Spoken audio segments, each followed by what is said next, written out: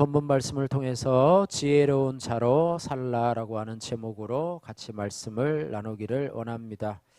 하나님은요, 하나님의 자녀인 우리가 이 땅에서 미련한 자로 살아가는 것이 아니라 지혜로운 자로 살아가기를 소원합니다. 그래서 성경에 특별히 지혜의 말씀을 많이 주시게 되는데 특별히 이 잠언은 지혜를 많이 강조하고 있습니다. 그래서 잠언의 주제가 바로 지혜, 히브리어로는 호크마라고 하고요.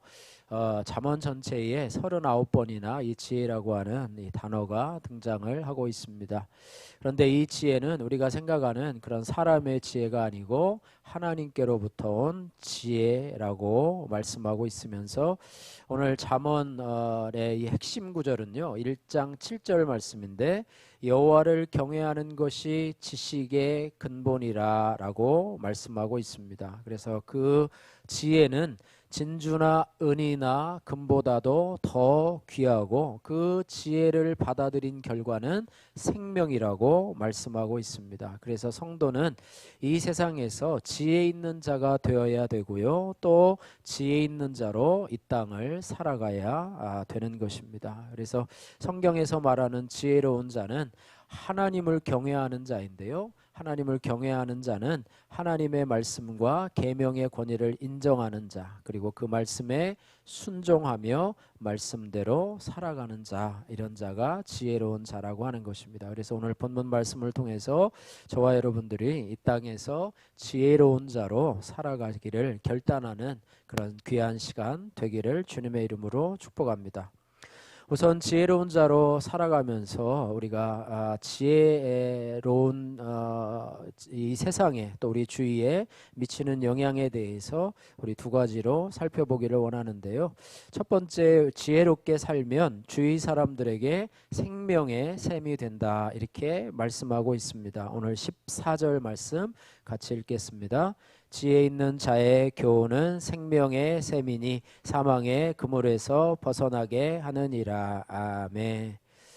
예, 이 세상에는요, 사람을 멸망하게 하는 올무와 함정이 많은 것이 바로 세상입니다. 그래서 사람이 이 세상을 살아가면서 올바른 인도함을 받지 못하면 유혹에 빠지고 또 올무에 빠져서 패망할 수 있고 결국 사망에 이를 수밖에 없다라고 하는 것입니다. 그런데 우리가 이러한 올무와 유혹에서 벗어날 수 있는 방법은 뭐냐면 지혜 있는 자의 교훈을 듣고 따라가는 것이죠. 그래서 여기서 말하는 이 교훈은요, 단순히 지혜로운 사람의 어떤 주관적인 생각이나 인간적인 그런 사고방식을 말하는 것이 아니라요, 하나님의 말씀과 계명을 의미하고 있습니다.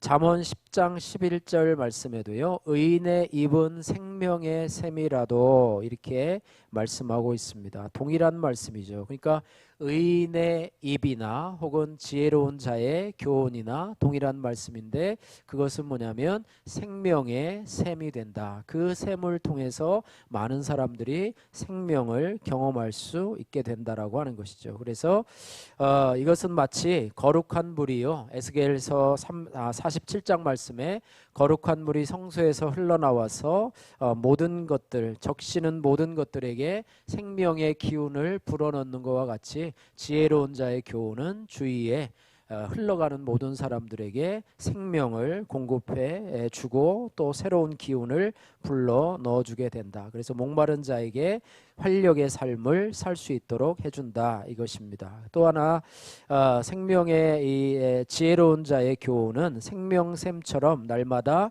타인에게 영적인 신선함을 주고 그 영혼을 윤택하게 할 수 있게 된다라고 말하면서 또한 그 교훈을 듣는 자를 사망의 그물에서 건져주게 된다, 이렇게 말씀하고 있습니다. 예, 영적 생명이 지혜 있는 자에게서 지혜 있는 자의 교훈에서 흘러나오기 때문에 그것을 받아들이는 자에게는 생명이 넘쳐나게 된다라고 하는 것입니다. 여러분, 세상에서 지혜로운 자로 살아서 여러분이 생명의 샘이 되고 여러분을 통해서 생명이 흘러가는 그런 은혜가 있기를 주님의 이름으로 축복합니다. 두 번째로 우리가 지혜롭게 살면 주위 사람들에게 은혜를 베푸는 삶을 살게 된다. 이렇게 오늘 15절에서 말씀해 주고 있습니다. 15절 같이 읽겠습니다. 선한 지혜는 은혜를 베푸나 사악한 자의 길은 험하니라. 아멘. 예, 선한 지혜. 지혜 있는 자가 가지고 있는 선한 지혜는 은혜를 베푸나 이렇게 말씀하고 있습니다. 이 선한 지혜는요, 특별히 타인과의 관계에 있어서 합리적이고 합당한 삶을 살게 하는 어떤 윤리적인 지침을 말하는데요.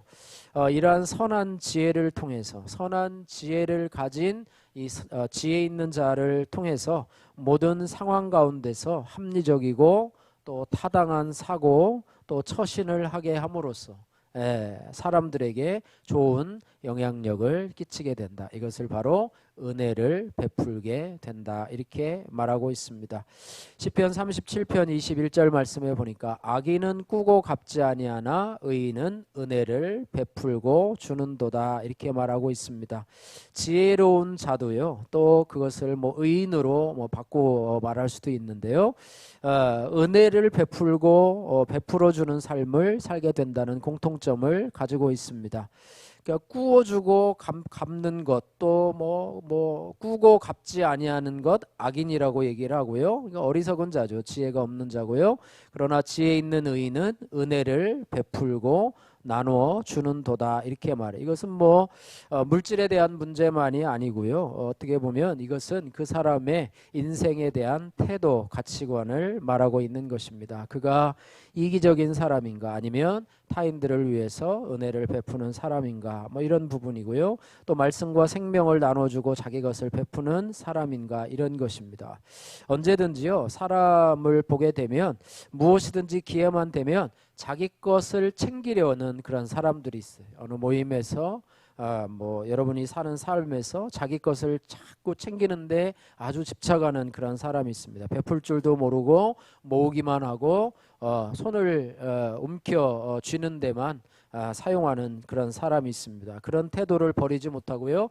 그런 태도를 버리지 못하고 나이가 들고 경륜이 들어가고 물질이 늘어나면 늘어나지만 그 태도를 가지고 평생토록 살아갈 수가 있다는 거예요. 그러나 늘 베푸는 사람이 있습니다. 물질이든 아니면 물질 이외의 것이든 베푸는 그런 사람이 있습니다. 그러니까 물질이 많아서 그런 것은 아니고요.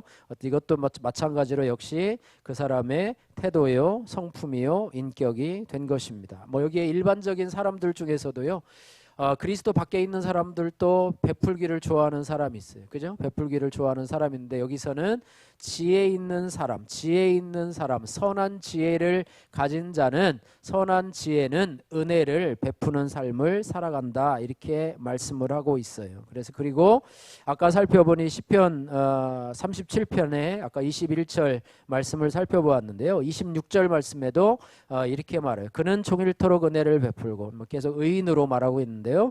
의인은 종일토록 은혜를 베풀고 꾸어주니, 그 다음에 무슨 구절이 있냐면 그의 자손이 복을 받는도다. 이렇게 말해요. 자기 자신만 아니라 꾸어주고 베풀고 나누어주고 이런 삶을 사는 자는, 이런 가치관을 가지고 살아가는 사람은 그의 자손까지도 복을 받게 될 것이다. 이렇게 말하고 있습니다. 그래서 우리는요, 위로부터 거듭남을 입었어요. 그래서 하나님의 자녀로 태어남을 경험한 줄로 믿습니다. 할렐루야. 그 다음에 경험했을 뿐만 아니라 우리는 이제 그리스도인으로서 선한 지혜의 교훈으로 우리가 가르침을 받으며 살아가는 자예요. 그래서 그리스도인은요, 이기심과 탐욕에 눈이 멀어서 사는 사람이 아닙니다. 물론 예수 믿기 이전에는 그랬는지도 모릅니다. 그러나 하나님을, 예수 그리스도를 나의 주, 나의 하나님으로 영접한 다음에는 이런 삶이 변화가 되어야, 달라져야 돼요.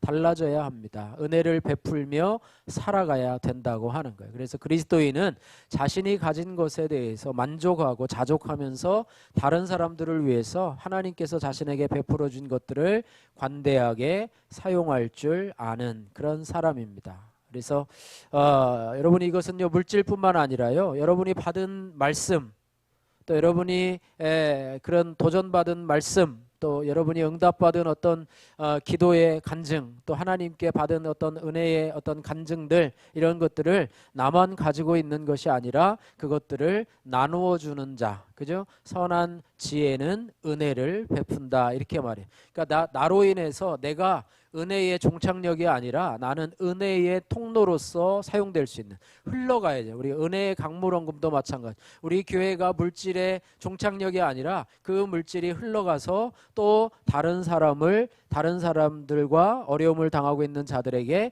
은혜를 베푸는 그런 삶을 살아가야 된다. 그죠? 사해가 닫힌 바다기 때문에, 폐쇄된 바다기 때문에 물이 썩어질 수밖에 없지만은, 그러나 갈릴리 바다는 살아있는 호수기 때문에 거기에 생물들이 살고 물이 점점 순환이 되는 것처럼, 그죠? 우리 안에서도 은혜를 흘러보내는 이런 은혜가 있어야 될 줄로 믿습니다.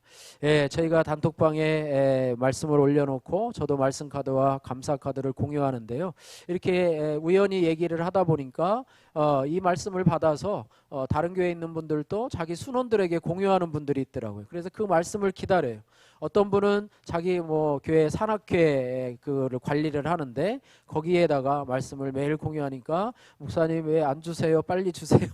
이런 분들도 있고, 또 순원들에게 그걸 공유하면서 매일매일 이렇게 우리 교회처럼 또 말씀을 쓰는 분들도 있고 그렇습니다. 그래서 여러분들이요, 그거 여러분만 쓰는 것도 참 귀해요. 여러분 말씀을 쓰는 것도 귀한데, 여러분 알고 있는 카톡 친구들 있잖아요. 카톡 친구들에게 그 말씀을 매일매일 전하는, 물론 받았는데도 제발 이런 거 보내지 마세요 그러면은 보내지 않아도 되고요. 저도 한 2주 동안을 안 읽어요. 그러면 제가 그분을 지웁니다. 지워요. 보내도 안 봐요. 안 보시는 분들이 가끔씩 있는데, 그러면 제가 지우고 또 계속 하는 분들에게 보내고 있는데, 어쨌든 지혜로운 자는요, 은혜를 베푸는 자입니다. 여러분이 물질로, 여러분이 가진 것으로, 또 여러분이 받은 은혜로 나누든지 간에 여러분들이 지혜로운 자가 되어서 여러분뿐만 아니라 여러분 주위에 은혜를 베푸는 자로 이렇게 살아가시는 성도님들이 되시기를 주님의 이름으로 축복합니다. 자, 그 다음에 우리가 지혜로운 자가 되고 또 지혜로운 자로 이 땅을 살아가려면 우리가 어떻게 해야 되는가, 이제 이 부분에 대해서 함께 3가지로 살펴보기를 원합니다. 첫 번째로요, 지혜로운 자가 되고 지혜로운 자로 이 땅을 살아가려면 하나님의 말씀인 훈계를 저버리지 말고 훈계를 받는 삶을 살아가야 된다라고 하는 것입니다. 오늘 본문 18절 말씀 같이 함께 읽도록 하겠습니다. 오늘 18절 말씀 같이 읽겠습니다. 훈계를 저버리는 자에게는 궁핍과 수욕이 이르거니와 경계를 받는 자는 존영을 받느니라. 아멘. 훈계를 저버리는 자라고 할 때, 이 저버린다라고 하는 표현은요, 저버린다라고 하는 표현은 이 훈계라고 하는 고삐에 매여 있고요, 훈계라고 하는 자갈을 물려 있는 그런 상태, 원어의 뜻이 그렇게 되어 있습니다. 그러니까 훈계라고 하는 고삐에 매여 있고 훈계라고 하는 자갈에 물려 있었는데, 훈계를 저버리는 사람은 뭐냐? 훈계라고 하는 그런 고삐를 풀어버리는 거예요. 훈계라고 하는 이 자갈에서 벗어나고자 하는 사람을 이 훈계를 저버리는 자라, 이렇게 표현을 하고 있습니다. 참 어떻게 보면 이 고삐나 제갈이라고 하는 표현이 참 부자연스럽고 참 우리에게 불편한 그런 요소로 작용을 해요. 그죠? 예전에 송아지를 저희 집에서도 송아지를 이렇게 낳게 되고요. 송아지가 좀 크면은 코를 뚫어요. 그래서 코를 뚫어서 이제는 주인이 이렇게 제어할 수 있도록 이렇게 해주고요.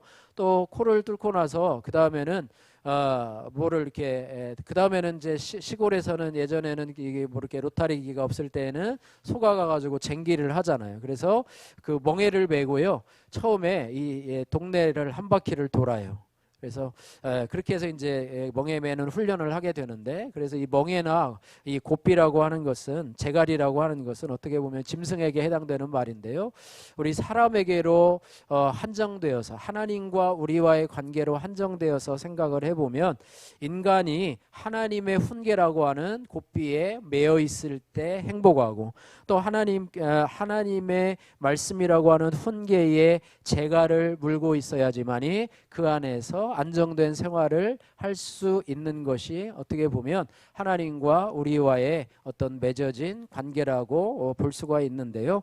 아담과 하와도 에덴 동산에서는 그런 관계 속에서 하나님과 평안한 관계를 유지하고 있었어요. 그런데 이 뱀의 유혹으로 말미암아 그 사슬을 좀 풀고 나오려고 하는 그런 몸부림으로 말미암아 하나님의 훈계를 저버리고 에덴 동산에서 쫓겨나는 그런 우를 범하게 되었다고 하는 것입니다. 그래서 훈계를 저버리는 자, 그러니까 인류의 조상인 아담과 하와가 하나님의 말씀인 훈계를 저버림으로 말미암아 그 후로 태어나는 모든 인간이 하나님의 훈계를 저버리는 자로 삶에 살게 되었다라고 하는 것인데요.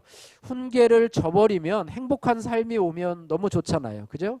물고기가 물이 싫다고, 너무 답답하다고, 나는 세상에 물 밖으로 나가서 나는 산속에서 숲속에서 살고 싶다고 나와가지고 행복한 삶을 살면 좋은데, 호흡을 하지 못하니까 물속에서 살아야지만이 자유롭게 헤엄치며 사는데 물 밖에 나오면 금방 말라 죽잖아요. 그죠? 그런 것처럼 사람도 하나님의 훈계를 저버리면 정말 자유로울 것 같고, 그 재갈에서 풀리고 그 멍에에서 풀으면 자유로울 것 같은데 어떻게 되느냐? 그 결과를 18절 말씀에서 뭐라고 하고 있습니까? 훈계를 저버리는 자에게는 뭐가 따른다고요? 궁핍과 수욕이 이르거니와 말하고 있어요. 부유한 것이 아니고요, 가난해져요. 다 빼앗겨 버린다고 하는 것입니다. 다 빼앗아 버리고, 축복도 빼앗겨 버리고, 건강도 빼앗겨 버리고, 그 다음에 빼앗겨 버려요. 그 다음에 수욕이 뭡니까? 수욕, 부끄러움이에요. 사람들에게 손가락질 당하고 부끄럽고 멸망하고, 아담과 하와도요, 범죄한 이후에요, 하나님이 두려워서 숲을 사이에 숨어서 두려워하고 있었던 모습을 보게 된다고 하는 것입니다. 하나님의 훈계의 말씀을 저버리고도 행복한 삶을 살면 좋은데 궁핍한 삶으로 내몰리게 되고 수욕의 삶을 살게 된다면, 그렇게 살아가는 삶을 살지 않는 것이 바로 지혜로운 삶이라고 하는 것을 보게 되는데요. 자, 보면은요, 18절 말씀에 보시면 훈계를 저버리는 자에게는 궁핍과 수욕이 이르거니와, 그 반대되는 것이죠. 훈계를 받는 훈계를 받는 자와 똑같아요. 성경은 잠언을 보면 똑같은 단어라고 해도 똑같은 단어를 쓰지 않아요. 비슷한 다른 말을 쓰면서 대조하고 있는데요. 경계를 받는 자는 뭐를 얻습니까? 존영을 얻는다, 이렇게 말해요. 존영이 뭡니까? 존귀와 영광을 얻게 된다. 아까 말한 거와 전혀 반대죠. 그죠? 궁핍과 그 다음에 뭐라 그랬죠? 수욕을 당하게 되는데 여기는 존영을 얻게 된다, 이렇게 말씀하고 있다고 하는 것입니다. 그래서 경계를 받는 자라고 하는 것은 어떤 그런 원어상의 뜻이 있냐면요, 견책이나 충고에 세심하게 주의를 기울이는 자를 의미하고 있습니다. 여러분, 누가 충고할 때요, 말하든지 말든지 고개를 푹 숙이고, 그죠? 선생님이 아이들을 막 이렇게 충고하면 고개를 숙이고 막 인상 팍 쓰고 있기는 한데 말대꾸는 안 해요. 근데 듣지를 않아요. 뭐 그런 경우도 있는데, 여기에 사람은 세심하게 내가 주의 깊게 들었고 내가 고쳐야 될 건 뭔가 하면서 주의 깊게 듣는 사람이 경계를 받는 자다, 이렇게 말씀하고 있어요. 그는 어떤 사람인가 하면 자신의 판단이, 또 자신의 행동이 잘못될 가능성이 있음을 인식하고요, 하나님의 말씀에 대해서 또 타인의 충고에 대해서도 진지하게 경청하고 수용하는 자세를 갖고 있는 사람을 말하고 있습니다. 특별히 하나님의 말씀에 대해서 그렇게 열린 마음으로 여러분이 들어야 돼요. 하나님의 말씀을 그런 열린 자세로 듣고 수용하는 자에게 하나님은 뭘 허락하신다고요? 존영을 허락하신다, 이렇게 말씀하고 있습니다. 잠언 3장 1절에서 4절 말씀에 여기에 대해서 똑같은 말씀이 여기에 해설이 되어 있습니다. 잠언 3장 1절에서 4절 말씀, 여러분 몇 장만 뒤로 넘기시면 있으니까 한번 찾아서 같이 한번 읽어보도록 하겠습니다. 잠언 3장 1절로 4절 말씀. 자, 같이 한번 읽겠습니다. 내 아들아, 시작. 내 아들아, 나의 법을 잊어버리지 말고 내 마음으로 나의 명령을 지키라. 그리하면 그것이 내가 장수하여 많은 해를 누리게 하며 평강을 더하게 하리라. 인자와 진리가 내게서 떠나지 말게 하고 그것을 내 목에 매며 내 마음판에 새기라. 그리하면 내가 하나님과 사람 앞에서 은총과 귀중히 여김을 받으리라. 할렐루야.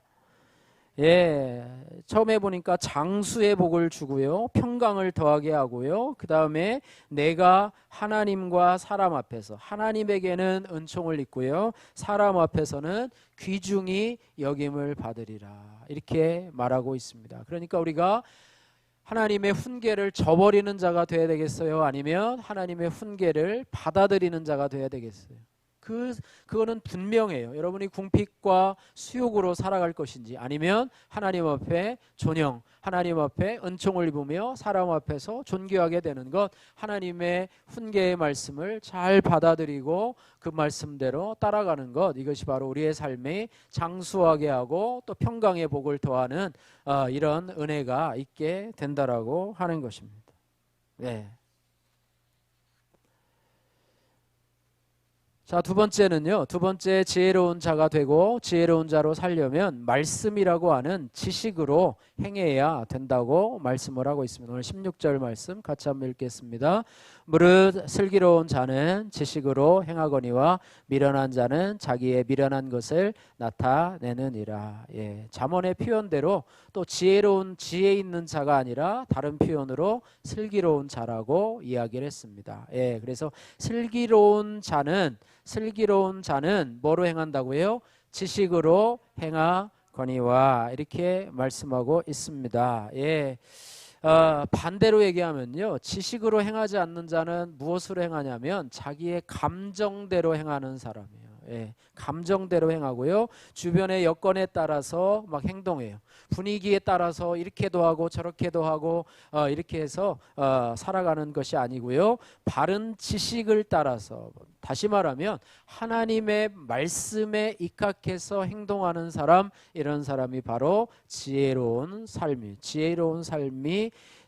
삶으로 살아가는 사람이라고 하는 것입니다. 그래서 왜 이렇게 살아가느냐, 그 모든 행위와 처신의 근본 동기가 바로 여호와 하나님을 경외하는 마음으로 살아가기 때문이라고 하는 것입니다. 예, 그런데 미련한 자는요, 자신의 우매한 지식을 가장 지혜로운 것이라고 여기고요, 이를 큰 소리로 떠들어댑니다. 그래서 이런 사람들은 절제하지 못하고요, 분별함 없이 말을 막 마구 뱉어요. 그래서 이 결과는 뭐냐면 자기 스스로도 그 말 때문에 올무에 걸리고요, 또 이웃까지도 치명적인 곤경에 빠뜨리게 된다라고 하는 것입니다. 여러분, 사람들이요, 이 세상을 살아가는 사람들을 가만히 보면은요, 세상 일에 대해서는 참 지혜로워요. 그러나 이 천국에 대해서, 내세에 대해서는 미련한 자들이 참으로 많이 있습니다. 죽음을 끝이 아니라 새로운 시작이라고 하는 사실에 대해서도 믿지 않으려고 합니다. 예, 천국에 대해서 이야기를 하면 천국이 어디 있어? 가봤어. 예수 믿고 천국 가세요. 그러면 네가 봤어 그거를? 아니에요. 성경에 내 성경을 어떻게 믿어? 하나님 말씀을, 하나님이 어디 계시죠? 있으면 나와보라고 해 하면서 그런 것들을 거부하려고 하는 사람들을 보게 됩니다. 그래서 사람들이요, 말씀을 통해서 우리에게 드러내고 보여주신 하나님의 계시와 지혜를 인간이라고 하는 사고 속에다가 가두어 버렸어요. 그래서 모든 중심이 인간 중심이에요. 그래서 요즘에 뭐 사람이 먼저다, 뭐 교통 요즘 법규에 대해서 좀 많이 이렇게 현수막에 붙어 있는데, 뭐 정권 들어서 많이 붙어 있는데 사람이 먼저다라고 하는데요. 뭐 사람이 먼저입니까? 하나님이 우선이죠. 하나님이 먼저죠. 예, 그런 부분을 생각하면서요, 그러니까 인간 중심으로 사는 자들에게는 내세의 삶이 있을 수도 없고요, 천국의 삶을 사모하며 살아갈 수도 없습니다. 자신의 생각과 자신의 고집에 갇혀서 내가 어디에서 왔는지, 또 무엇을 하다가 어디로 가는지도 모르는 채 눈앞의 일들만 그것이 전부인 양 믿고 살아가는 미련한 자들이 우리 주위에 많이 살아가고 있습니다.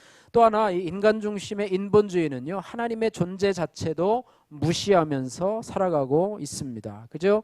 예, 하나님 미련한 자들, 어리석은 자들은 하나님이 없다 하는도다. 이렇게 하나님이 어디 있어? 하나님이 어디 있으면 나보고 나와보라 그래 하면서 하나님의 존재조차 거부해버리는. 그러니 뭐 하나님의 말씀은 따라서 살겠습니까? 살지도 않지요. 그러니까 여러분 이 세상에서 여러분 지혜로운 자로 살려면은요, 내 생각과 내 경험과 내 가치관에 갇혀서 여러분 인본주의적으로 살지 마시고요, 하나님이 말씀이라고 하는 지식으로 여러분 행하셔서 여러분의 한계를 극복하시기를 주님의 이름으로 축복합니다. 그러니까 성경을 보면서 여러분이 말씀을 보면서 여러분은요, 여러분 자체 가지고 있는 그 생각에 사로잡혀 있는데 그것을 여러분이 뛰어넘는데 그 뛰어넘을 수 있는 것이 바로 하나님의 말씀. 그래서 하나님의 말씀을 읽어야 되고, 또 우리가 큐티인을 여러분들에 나눠주고 여러분이 큐티인 말씀을 읽으라고 하는 것도 여러분 생각이라고 하는 것이요, 절대적으로 옳지 않아요. 그래서 하나님 말씀을 통해서 여러분이 그 한계를 극복하고 뛰어넘어야지만이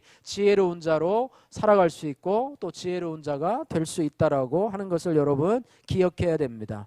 우리말에요, 헛똑똑이라는 말이 있어요. 여러분 어떤 사람 보면서 저 사람 헛똑똑이야, 헛똑똑이. 여러분 칭찬의 말입니까? 아니면 비난의 말입니까?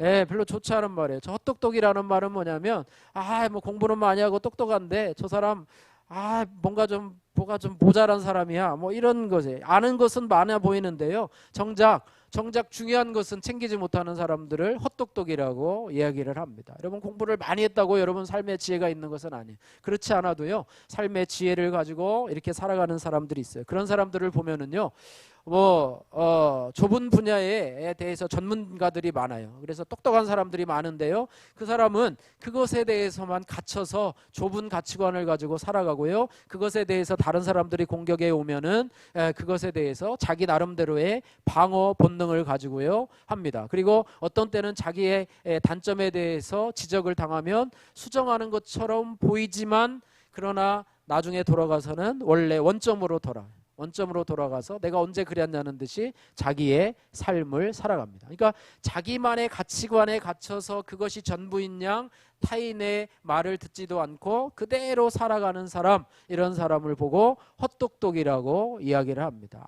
아무리 유명한 유수대학을 나오고 학위를 가지고 유명하다고 해도요, 천국이 있음과 없음도 알지 못하고 하나님이 계신 것도 알지 못한다면 그는 헛똑똑이에 불과하다고 하는 것입니다. 예, 그래요. 우리가 잘 알고 있는 애플의 설립자, 여러분 사과폰 있죠, 그죠? 아이폰의 설립자인 스티브 잡스는 의사의 충고를 무시하고요, 암이 걸렸었는데 의사가 이렇게 치료하십시오라고 했는데 자기 고집으로 엉터리 치료법에 고집하다가 결국은 죽음을 맞게 되었다고 합니다. 여러분 우리도 다를 바가 없어요. 말씀을 들을 때는 내가 고개를 끄덕거리고 그런 것처럼 하나님 앞에 신용을 해요. 옳은 것 같다고 하면서 집으로 돌아가서는 자기 방식대로 살아가요. 하나님 말씀을 듣는 때는 아멘이라고도 하면서 은혜 받는 척해요. 그런데 집으로 돌아가서는 내 방식대로, 내 경험대로, 내 가치관대로 살아가는 헛똑똑이에요. 성경 지식은 많은데 실제적으로는요, 세상 사람들처럼 그렇게 살아가고 있는 사람 헛똑똑이에요. 배워야 뭐합니까? 쓸데가 없는데. 여러분 성경 말씀을 아무리 많이 배워도 여러분들이 그것을 적용하지 못하고 그 말씀이 여러분의 가치관을 점령하지 못하고 오히려 여러분이 가지고 있는 그 편협된 지식 때문에 하나님의 말씀이 가두어져 있고 갇혀져 있다면 여러분이 바로 헛똑똑이가 될 수밖에 없는 것이죠. 그래서 우리는 헛똑똑이로 살아가는 것이 아니라 그래서 여러분 말씀을 자주자주 보시고 또 여러분이 말씀을 자주자주 접하시고 그래야지만이 여러분의 고집에서, 여러분의 이런 울타리 안에서 우물한 개구리가 아니라 여러분 그것에서 벗어날 수 있는 것이 바로 하나님의 말씀이라고 하는 거예요.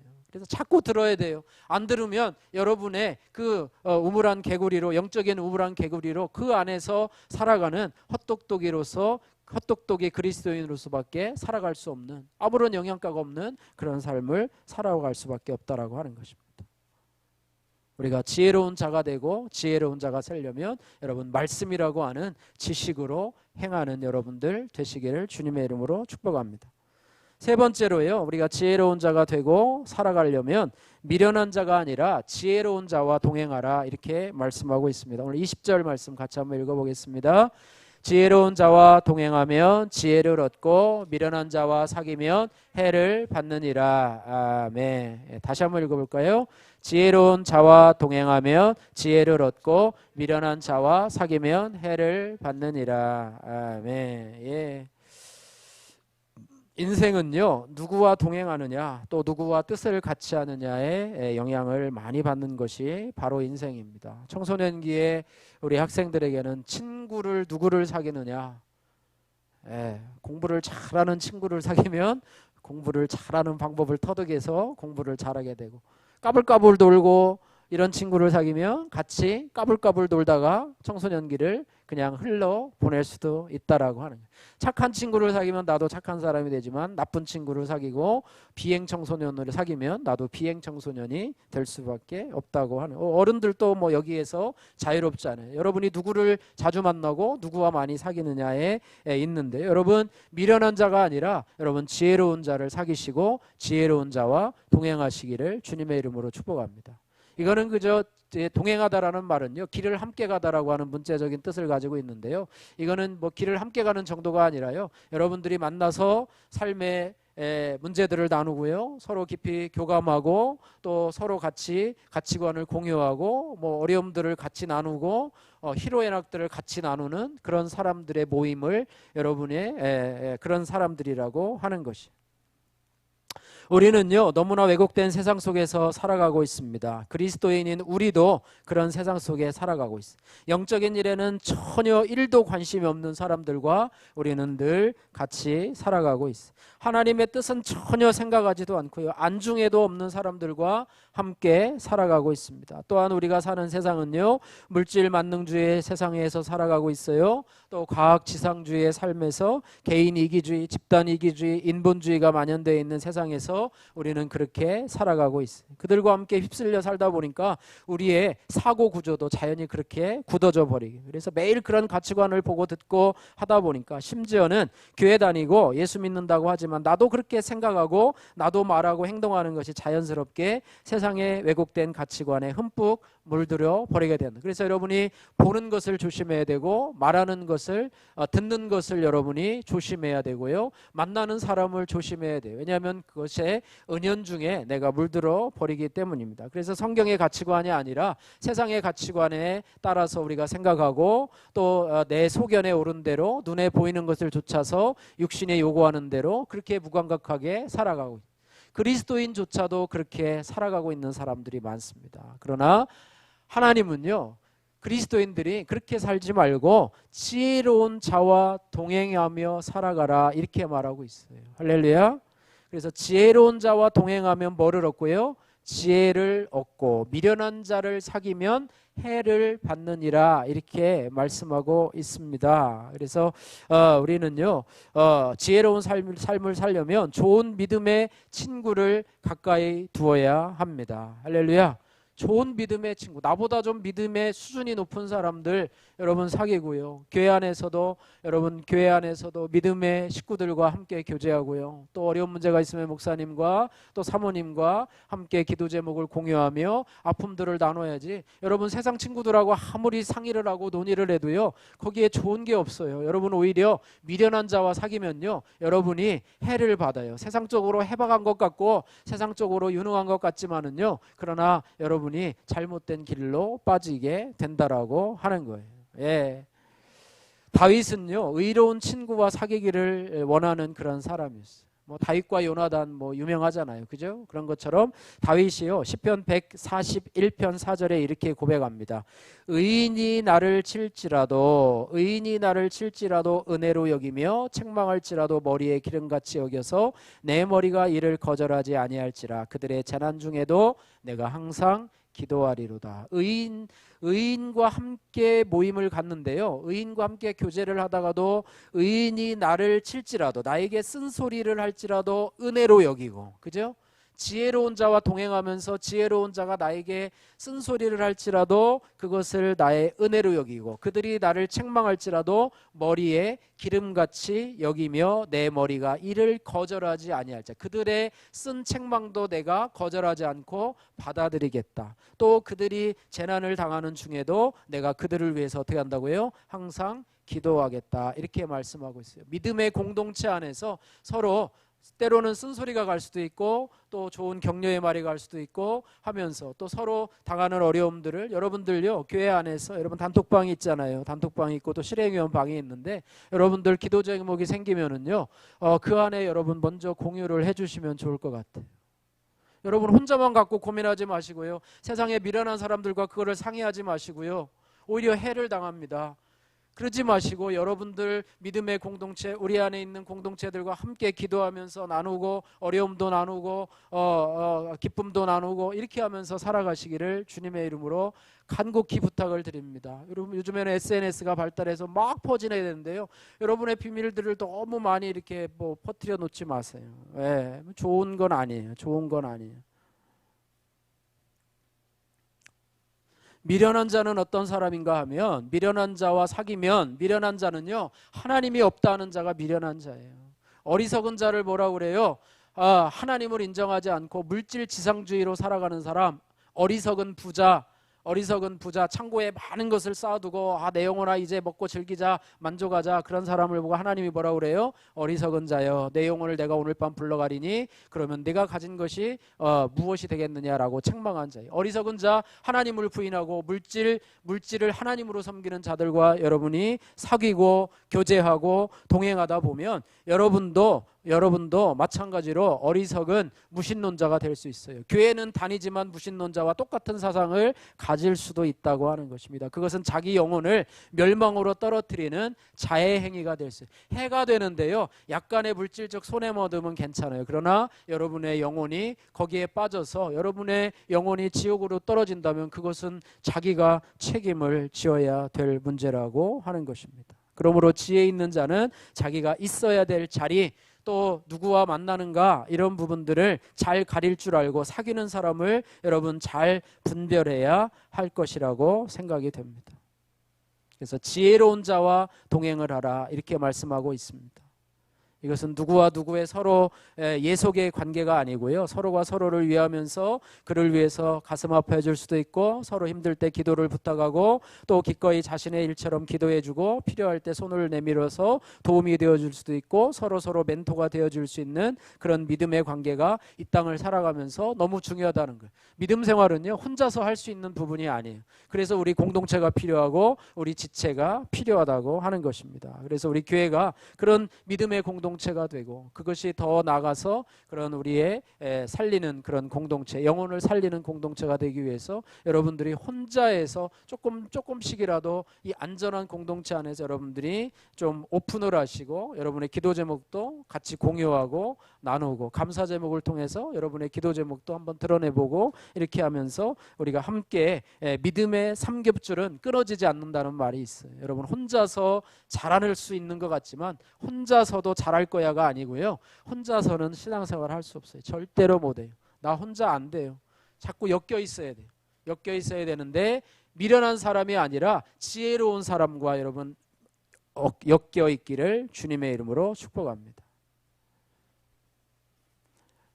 우리가 오늘 말씀을 정리하면서 말씀은요 도로의 표지판과 같습니다. 여러분 도로의 표지판 왜 세워놓은 줄 아시죠? 여기는 일방통행길입니다. 여기는 도로가 막혀 있습니다. 여기 가면 어떻습니까? 근데 도로의 표지판을 여러분 따라가면 그것에 보호를 받아요. 그죠? 근데 도로의 표지판을 무시하다가 가서 사고가 나면 그 책임을 국가에서 지지 않습니다. 그것을 누가 져요? 자기 스스로가 져야 돼요. 부모님이 자녀에게 말을 하는데 그것대로 따라가면 부모님의 보호를 받아요. 그러나 부모가 말한 대로 거역하고 따라가면은요 자기가 책임을 져야 돼요. 하나님의 말씀도 도로 표지판의 역할을 하는데 우리가 그 도로 표지판에 따라가면 하나님의 보호하심을 받아요. 그러나 그것을 무시하고 따라가다 보면 그 책임은 자기 스스로 져야 된다라고 하는 것입니다. 자, 독일 리벡 교회의 아주 낡은 벽에 돌판에 작자 비상의 시 한 수가 새겨져 있습니다. 그 시는 시의 제목이 주는 우리에게 말씀하신다라고 하는 제목인데요. 이거를 저희가 한번 읽어드릴게요. 너희는 나를 주라 부르면서 따르지 않고, 너희는 나를 빛이라 부르면서 우러러보지 않고, 너희는 나를 길이라 부르면서 따라 걷지 않고, 너희는 나를 삶이라 부르면서도 의지하지 않고, 너희는 나를 슬기라 부르면서도 배우지 않고, 너희는 나를 깨끗하다 부르면서 사랑하지 않고, 너희는 나를 부하다 부르면서 내게 구하지 아니하고, 너희는 나를 어질다 부르면서 오지 않고, 너희는 나를 존귀하다 부르면서 섬기지 않고, 너희는 나를 강하다 부르면서 존경하지 않고, 너희는 나를 의롭다 하면서 두려워하지 않으니, 그런즉 너희는 너희를 꾸짖을 때에 나를 탓하지 말라라고 하는 시가 있습니다. 하나님은 우리로 하여금 지혜 있는 자의 길을 가기를 원하셔서 그런 길을 우리에게 말씀을 통해서 제시하고 있었는데, 우리는 그 말씀을 들으나 마치 안 들은 것처럼 자신의 길을 가는 사람이 있다면 오늘 이 시를 우리가 잘 기억하고 우리가 생각을 해봐야 될 것이라고 하는 것입니다. 하나님은 우리를 지혜로운 자로, 우리를 거듭나게 하고요, 하나님의 자녀가 되었으면 이제는 우리가 하나님의 말씀을 따라서 지혜로운 자로 살아야 될 줄로 믿습니다. 시편 119편 105절에 주의 말씀은 내 발의 등이요 내 길의 빛이니이다. 또 시편 143편 8절에 아침에 나로 주의 인자한 말씀을 듣게 하소서, 내가 주를 의뢰함이니이다. 다닐 길을 알게 하소서, 내가 내 영혼을 주께 받들미니이다. 이렇게 말씀하고 있습니다. 그리스도인은요, 문제의 결정에 관련되어 있는 그런 직접적인 명령이나 원칙을 발견하기 위해서 늘 성경을 읽으면서 연구하고 묵상합니다. 그러나 미련한 자는 하나님의 말씀에 전혀 상관없이 자신의 생각만을 고집하며 살아가고 있다라고 하는 것입니다. 바라기는요, 저와 여러분들이 하나님 말씀을 듣기는 듣는데 그 말씀이 내 삶에 잘 적용이 되질 않아요. 하나님 말씀을 듣기는 듣는데 바로 까먹고 내 생각이 하나님의 말씀을 덮어버리고 내 마음대로 살아가게 됩니다. 이럴 때 우리가 하나님의 지혜를 구해야 돼요. 자, 야고보서 1장 5절 말씀에 너희 중에 누구든지 지혜가 부족하거든 모든 사람에게 후히 주시고 꾸짖지 아니하시는 하나님께 구하라. 그리하면 주시리라. 이렇게 말해야 돼요. 하나님 앞에, 하나님 제가 지혜로운 자가 되게 해주세요. 또 지혜로운 자로 살아가게 해주세요. 그래서 그 들은 말씀이 내 삶에 적용될 수 있게 해달라고 하나님 앞에 여러분 기도하십시오. 들은 말씀을 왜 자꾸 까먹습니까? 하나님의 말씀을 듣기는 듣는데 왜 헛똑똑이처럼 그렇게 편협한 자로 살아갑니까? 그 말씀이 적용이 되지 않기 때문에 그래요. 그래서 성령이 나로 그 말씀을 생각나게 하셔서 나의 삶 속에서 그 말씀이 나로 행동할 수 있는 그런 원천이 되게 하여 주옵소서. 이렇게 하나님 앞에 기도하며 나가야 될 줄로 믿습니다. 그래서 우리 삶 속에 일어나는 여러 가지 매일매일 발생하는 여러 가지 문제와 갈등 속에서 주님이 주시는 지혜로 해결해 나갈 수 있도록 여러분 지식으로 행하시고 그 훈계를 저버리는 자가 아니라 그 훈계를 받는 자가 되게 해주시고, 우리가 미련한 자와 동행하고 살아가는 해를 받는 것이 아니라 지혜로운 자와 동행해서 지혜를 받는 여러분들 되셔서 하나님이 우리로 하나님의 자녀가 되고 거듭나게 하시고 또 이 땅에서 믿음으로 살아가게 하셨는데, 특별히 여러분들이 미련한 자가 되는 것이 아니라 지혜로운 자로, 또 지혜로운 자로 이 땅을 살아가시면서 생명의 샘이 되게 하시고 은혜를 베푸는 자로, 은혜의 통로로 쓰임받는 우리 수정교회 성도들 다 되시기를 주님의 이름으로 축복합니다.